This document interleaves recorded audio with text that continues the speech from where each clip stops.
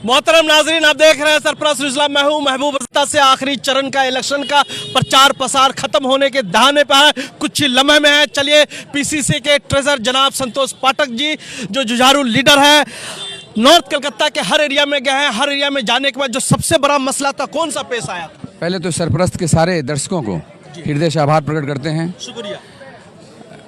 हाँ, अब पूछिए आप। पहला जो सबसे बड़ा मसला था, जो 20 साल 25 सालों में काम नहीं हो सका था, वो कौन सा मसला है नॉर्थ कलकत्ता? नॉर्थ कलकत्ता सारा मसला, जो एक ही मसला नहीं है जी। सारा मसला के सबसे पहले मसला तो हम बताएं, एक छोटा सा जगह हम काउंसिलर हैं, ये 20 साल से सांसद हैं। इनसे पूछिए कि 45 नंबर वार्ड में इनके फंड से कितना रुपया गया है। नंबर 1। अगर ये बता दें कि 1 रुपया भी गया तो हम उस दिन से अपना राजनीति छोड़ देंगे। हम 20 साल से हम काउंसिलर हैं, और वो उस समय कांग्रेस के भी वो ये थे, एमएलए थे, और उसके बाद वो टीएमसी के सांसद बने और इसी क्षेत्र के बने। लेकिन आज तक कोई भूमिका उनको हमारे वार्ड में नहीं रहा कि वो एक पैसा दे करके हाई राइज लाइट के लिए दिए हों, या नाली गली के लिए दिए हों, या रोड्स के लिए दिए हों।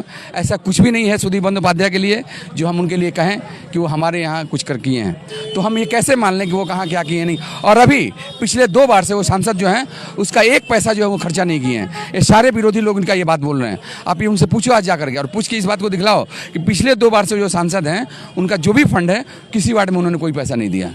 अभी जो लड़ रहे वो तीनों कांग्रेसी है। किसी जमाने में तीनों कांग्रेस, तपस राय भी, सुदीप बंदोपाध्याय भी और प्रदीप भट्टाचार्य साहब भी। कहने का मसला यह है कि सबों ने जैसे जैसे वक्त मिला गाड़ी छोड़ते हुए चले गए। ऐसी सूरत हाल में जब राहुल गांधी का पूरे देश भर में लहर है, एक तरफ मोदी जी बोलते हमारी गारंटी है, और ममता बनर्जी साहब के कैंडिडेट साहब बोल रहे हैं कि हमारी योजनाएं बहुत है। तो ऐसी सूरत हाल में आप क्या कहना चाहेंगे? नहीं, ये जो तीनों कांग्रेसी हैं, इसमें 2 का जो इतिहास रहा है, आंदोलन का रहा है। तापस राय जब कांग्रेस में थे, आप लोग भी जानते हो इस बात को, कांग्रेस के छात्र परिषद के अध्यक्ष थे, और एक बहुत बड़ा उनका जुझारू चेहरा था। और प्रदीप भट्टाचार्य जब 1972 में कांग्रेस आई थी, उस समय प्रियरंजन दास मुंशी, सुब्रतो मुखर्जी, नूरुल इस्लाम साहब और प्रदीप भट्टाचार्य का बहुत बड़ा नाम था उस समय।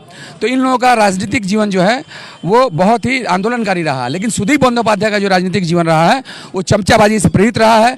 यहाँ पे अब्दुल रऊफ अंसारी साहब जो यहाँ के विधायक हुआ करते थे, पार्षद हुआ करते थे, काउंसिलर भी हुआ करते थे वो, और उनका टिकट जबरदस्ती, वो जीते हुए कैंडिडेट थे, उनको जबरदस्ती टिकट काट करके चमचाबाजी के चलते उनको टिकट दिया गया था।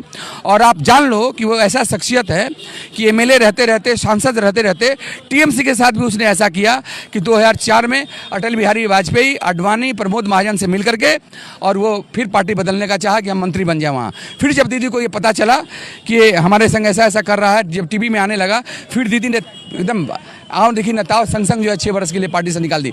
तो इनका कोई राजनीतिक जीवन नहीं रहा है। इनका राजनीतिक जीवन चमचाबाजी का रहा है, आंदोलनकारी का जीवन नहीं रहा है। ये बराबर जो है, आप उनकी जो विधायिका पत्नी है, आप किसी भी वार्ड में जाके पता लगा लो किस वार्ड में घूमती है। हम लोग तो शमशान, आप जाओगे शमशान में या कब्रिस्तान में, तो हम लोग कहीं ना कहीं दिखने को जरूर मिलेंगे। लेकिन आप कभी भी कोई, आप यहाँ पे आप लोग हो, आप लोग कब्रिस्तान शमशान जाते हो, पता लगा लो कोई कब्रिस्तान शमशान में सुदीप बंदोपाध्याय और नैना बंदोपाध्याय जाते हो। कोई राजनीतिक जीवन इन लोगों का, सामाजिक जीवन नहीं है इन लोगों का। नॉर्थ कलकत्ता नहीं, जो भी सीटें बाकी, सब वोटर जो बंगाल का है कंफ्यूज है, जो भी सीटें अभी बाकी है। और वो लोग ये कह रहे, ममता बनर्जी साहिबा कि इंडिया अलायंस का मैं ही हूँ, फराद हकीम साहब बोले कि इंडिया अलायंस का हिस्सा मैं ही हूँ, हम लोग सपोर्ट करेंगे इंडिया अलायंस की टीम। ऐसी सूरत हाल में अपने आप को कौन सा अलायंस में दें? नहीं, आप जो है कंफ्यूजन का शिकार है वोटर्स, इसलिए मैं क्लियर। हाँ, वो जो है वो इंडिया गठबंधन के नहीं है। क्यों? कारण क्या है कि आपने अभी देखा 1 तारीख को मीटिंग है, उसमें इनकार कर दी। जब ये वहाँ राज्यसभा में कोई विरोधी बिल पारित हुआ, उसमें वॉकआउट कर गई। तो ये कौन सा इंडिया गठबंधन में है, हमको समझ में नहीं आता। पहले अभी तो हम दिखलाए हैं, एक मेरे पास ये है, उसमें बोल रहे हैं कि 40 सीट मिलेगा, फिर अभी बोल रही हैं, बोली थी 40 सीट में, हाँ 300 प्लस है। तो इनका बात का और मोदी जी का बात का, दोनों का बात का बाप का ठीक नहीं है इन लोगों का। ये लोग कब क्या करेंगे कुछ ठीक नहीं है। इसलिए कांग्रेस पार्टी का बात और बाप जवाहरलाल नेहरू, इंदिरा गांधी, राजीव गांधी, राहुल गांधी, सबका एक चरित्र रहा है, पाक साफ वाला चित्र रहा है। नहीं तो ये मोदी जो था ना, 70 घंटे बैठा के रखा था हमारे राहुल गांधी जी को, सोनिया गांधी जी को, जरूर जेल में भेज दिया रहता। कोई अगर दाग नहीं है उनके अंदर, इसी दाग के चलते जो है कांग्रेस पार्टी या सर हिला के कह रही, ऊंचा ऊंचा करके कह रही है कि हमारे पे कोई दाग नहीं है, हमारे नेताओं पे कोई दाग नहीं है, इसलिए मोदी कुछ कर नहीं पाए। आने वाला समय फिर हमारा होगा। नॉर्थ कलकत्ता में सुदीप बंदोपाध्याय, तपस राय और एक तरफ आपके कैंडिडेट प्रदीप भट्टाचार्य। तीनों में से आपका जो मुकाबला होने जा रहा है इन दोनों में किसके साथ? नहीं, ये मुकाबला जो है प्रदीप भट्टाचार्य और जमीनी स्तर का नेता तापस राय रहा है, ये दोनों के बीच लड़ाई है। जो मुकाबले से आउट है, मुकाबले से आउट है। 13 के एकदम थर्ड पोजीशन पे सुदीप बंदोपाध्याय रहेगा और जो भी थोड़ा बहुत वोट मिलेगा वो माइनॉरिटी जगह पे, माइनॉरिटी चूंकि डर गई है कि एनआरसी, माइनॉरिटी वगैरह कोई डरी हुई नहीं है। राहुल गांधी के हाथ को मजबूत कर, हाँ, राहुल गांधी एकमात्र नेता है पूरे भारतवर्ष में। इस बात को समझना होगा माइनॉरिटी को, हिंदू मुसलमान सिख ईसाई को, कि पूरे भारतवर्ष में आरएसएस और बीजेपी के खिलाफ अगर लड़ा इन 14 सालों में, अगला अगर लड़ा गया जब से 14 से और अभी 10 सालों में लड़ा, तो सिर्फ राहुल गांधी कांग्रेस परिवार के लोग लड़े और बेवजह बिना ये से इनको गाली गलौज पप्पू लप्पू क्या क्या ये लोग बोले, उसके बावजूद अगला लड़ता रहा। और कोविड आने के पहले ही अगला कह दिया था कि कोविड आएगा, मोदी जी होशियार होइए। जब कुछ होता है तब राहुल गांधी पहले बोलते हैं, क्योंकि वो शिक्षित परिवार से। अभी देखिए वो बोल रहा है क्या कि ये जो महात्मा गांधी हैं, ये फिल्म आया था तब से इनका प्रचार हुआ, उसके बाप के जन्म के पहले महात्मा गांधी आके चले गए थे यहाँ से, तो वो नहीं समझ में आता है। गुजरात के थे, उनको तो शर्म करनी चाहिए। हाँ, शर्म नहीं, इस बात को कोई प्रधानमंत्री बोल रहा है, कितनी शर्म की बात है। इसको सारे देशवासियों को, हिंदू मुसलमान सिख ईसाई को समझना चाहिए। हिंदू मुसलमान पे नहीं जाना चाहिए, मंदिर मस्जिद पे नहीं जाना चाहिए, कांग्रेस पार्टी को वोट देना चाहिए। और जैसे हिंदू मुसलमान सिख क्रिश्चियन बौद्धिक क्रिश्चियन हम लोग मिलजुल के रहते थे, फिर वही समय लाना चाहिए। हम सब मिलजुल के रहें, भारत बचे, संविधान बचे। संतोष पाठक जी, आपका नाम बहुत खूबसूरत है, अनुभवी आप लीडर भी है और दूरअंदेश भी है, और जमीन के वोटर्स को देख करके आप बता सकते हैं कि मामला माहौल क्या चल रहा है? नहीं, माहौल तो ऐसे लग रहा है, लेकिन जो हमारे माइनॉरिटी के लोग डरे हुए हैं, आज तक ममता बनर्जी जो चीफ मिनिस्टर हैं सिर्फ माइनॉरिटी के चलते हैं, आपको बता देना। बिल्कुल ये सच्चाई, इसमें कोई दो। और माइनॉरिटी के लिए कुछ नहीं की, केवल इमाम साहब लोगों को 2000 रुपया भत्ता ये वो करके 2000 में क्या हुआ, कितने लोगों को आपने नौकरी दिया है?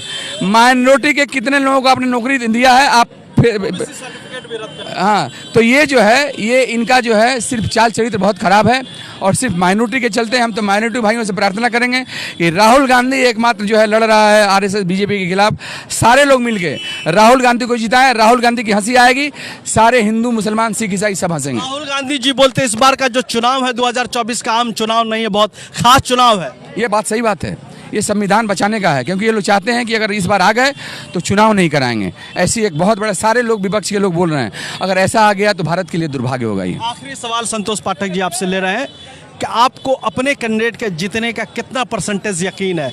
नहीं, 40, 50, 60, 70, 80? हम 100% है, 100%। क्या होगा तो अल्लाह जानते हैं, भगवान जानते हैं, ये 4 तारीख बताएगा। लेकिन हमको 100%, हम आप जहाँ मीटिंग कर रहे हो, कैंडिडेट क्यों जीतेंगे? नहीं, इसलिए कि पाक साफ हैं, अनुभवी हैं और आंदोलन से उठ के आए हुए हैं। वो सुदीप बंदोपाध्याय ऐसा चमचाबाजी से उठ के नहीं आए हुए हैं।